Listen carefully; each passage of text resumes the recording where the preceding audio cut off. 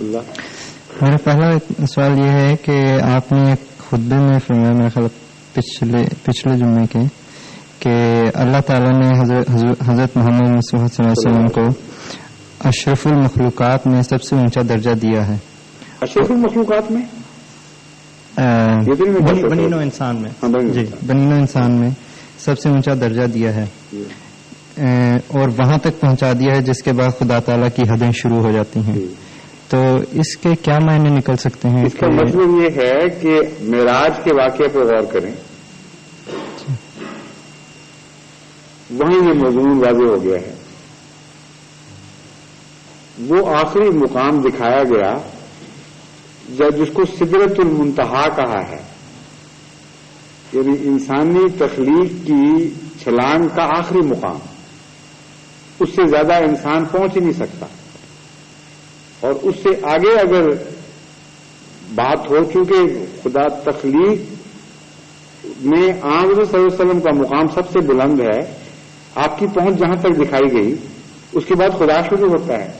یعنی وہ صفات جو بندہ اختیار کر ہی نہیں سکتا، وہ صفات جو خدا کے لیے خاص ہیں، ان میں مثلا توحید ہے، اور بھی تنزیہی صفات ہیں.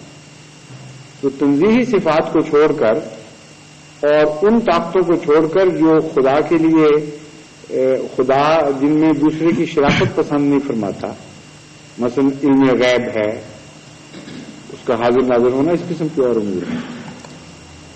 حضرت صلی اللہ علیہ وسلم نے اللہ تعالیٰ کی صفات کے سارے رنگ پکڑ لیے جو مخلوق پکڑ سکتی تھی. یہ مطلب ہے اس کا.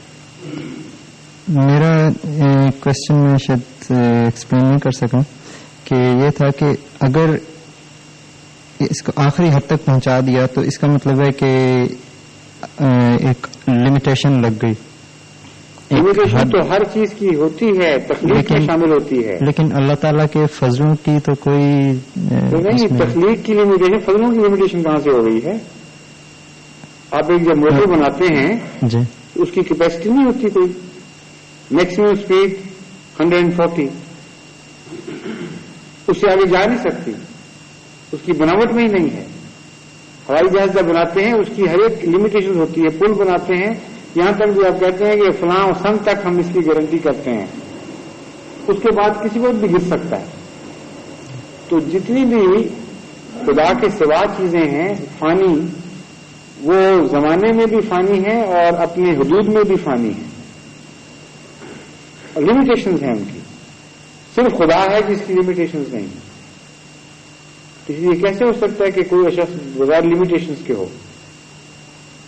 ایک لمیٹڈ چیز پر ایک ان لمیٹڈ فضل اسی حد تک ہو سکتا ہے جس حد تک وہ لمیٹڈ چیز اس کو قبول کر سکتی ہے. مثلا سورج کی شعائیں نازل زمین پہ پڑ رہی ہیں، صرف زمین پہ نہیں پڑ رہی، اس سے بہت زیادہ وسیع دائرے میں جو میں پھیلی ہوئی ہیں. جہاں تک زمین کا تعلق ہے اس کے لیے اتنا ہی سورج ہے جتنا زمین پہ پڑ رہا ہے، اس سے زیادہ نہیں ہے. تو زمین کی لمیٹیشن نے سورج کے فضلوں کو محدود تو نہیں کر دیا، لیکن سورج کے فضلوں کے محدود صورت میں دیکھا. یہ شکل بنتی ہے. اس لیے انسان تو اپنے ظرف کے مطابق ہی خدا کے فضل قبول کرے گا. اس کا یہ مطلب نہیں ہے کہ فضل کرنے والا محدود ہو گیا. دودھ ایک چھوٹے برتن میں ڈالیں گے تو تھوڑا دودھ آئے گا، زیادہ برتن میں ڈالیں گے بڑا زیادہ دودھ آئے گا. اگر دودھ کا برتن اتنا بڑا ہو کہ ایسے کئی ظرف بھر سکے تو ہر چھوٹا ظرف جو بھرتا جائے گا وہ یہ کہہ دے گا کہ بس محدود ہو گیا. وہ تو ظرف محدود ہے، نہ کہ بھرنے والا محدود ہے. جزاک اللہ.